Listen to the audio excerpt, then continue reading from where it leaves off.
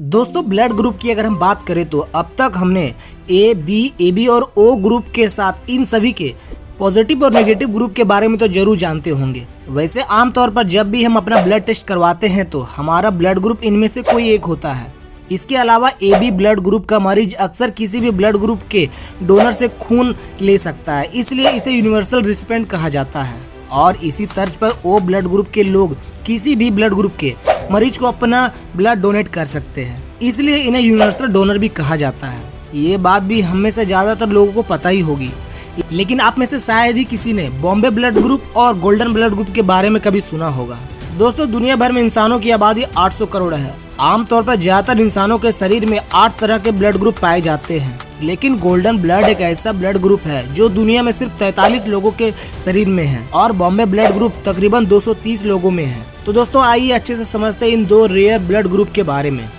दोस्तों Bombay blood group inbreeding मतलब सजातीय प्रजनन और करीबी समुदायों में विवाह का चलन के कारण होता है। ये ब्लड ग्रुप इतना रेयर है कि भारत में तकरीबन 180 लोग ही हैं। अगर किसी मरीज को इस ब्लड ग्रुप की जरूरत पड़ जाए तो कम समय में इसके लिए डोनर मिलना बेहद मुश्किल होता है, क्योंकि ब्लड बैंकों में इस ब्लड ग्रुप को स्टोर नहीं किया जाता। यहाँ तक कि सिर्फ कुछ ही ऐसे ब्लड बैंक है जहाँ इसके डोनर का डेटा रिकॉर्ड रखा गया है।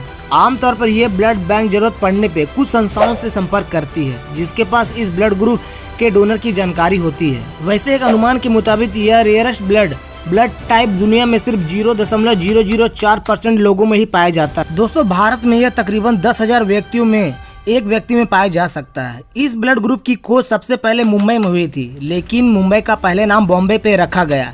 साल 1952 में डॉक्टर भिंडे द्वारा खोज की गई थी, जिसके चलते इस ब्लड ग्रुप का नाम बॉम्बे रखा गया। बॉम्बे ब्लड ग्रुप वाला व्यक्ति एबीओ ब्लड ग्रुप वाले को ब्लड दे सकता है, लेकिन इनसे ब्लड ले नहीं सकता। यह सिर्फ अपने ही ब्लड ग्रुप यानी AA ब्लड टाइप वालों से ही ब्लड ले सकता है। यहाँ यह बताना जरूरी है कि इस ब्लड ग्रुप वालों की जिंदगी बिल्कुल समान होती है और उन्हें शारीरिक तौर पर कोई समस्या नहीं होती। वैसे आमतौर पर कई बार बॉम्बे ब्लड ग्रुप के लोगों को ओ ग्रुप समझने की गलती की जाती है और जब इन लोगों को खून की जरूरत पड़ती है तभी इसका पता चलता है कि वे ओ ग्रुप के नहीं बल्कि बॉम्बे ग्रुप के हैं।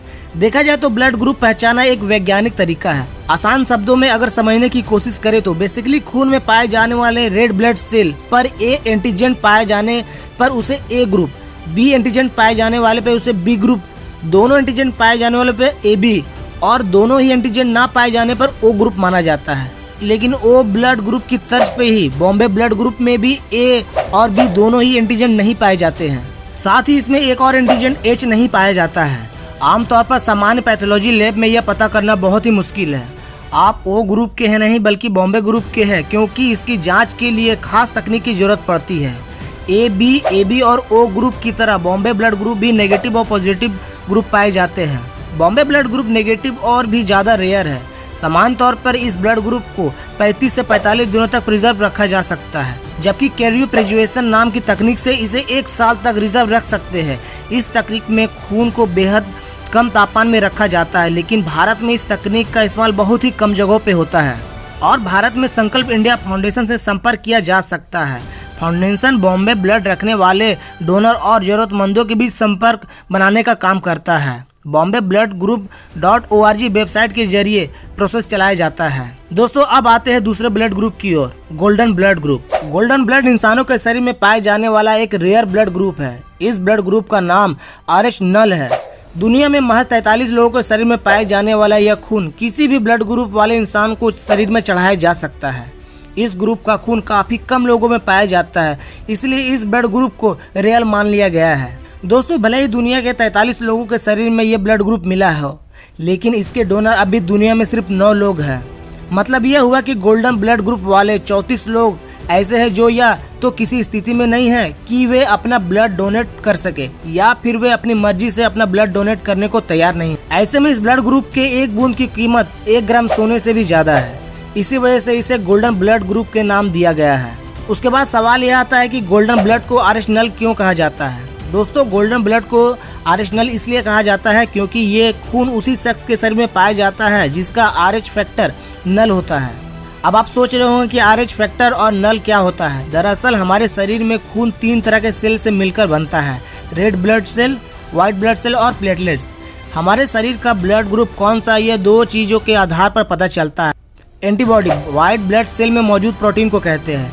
एंटीजन रेड ब्लड सेल में मौजूद प्रोटीन को कहते हैं। RH रेड ब्लड सेल की सतह पर मौजूद एक प्रोटीन होता है। आम इंसान के शरीर में RH या तो पॉजिटिव होता है या तो नेगेटिव होता है। जिस इंसान की बॉडी में गोल्डन ब्लड होता है उसकी बॉडी का RH ना तो पॉजिटिव होता है ना तो नेगेटिव होता है।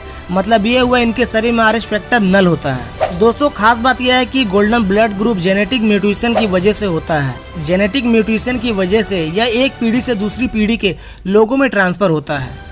नेशनल लाइब्रेरी मेडिसिन वेबसाइट के मुताबिक चचेरे भाई बहन या किसी निकट या दूर के रिश्तेदार के बीच शादी की वजह से उनके बच्चों में गोल्डन ब्लड पाए जाने की संभावना होती है।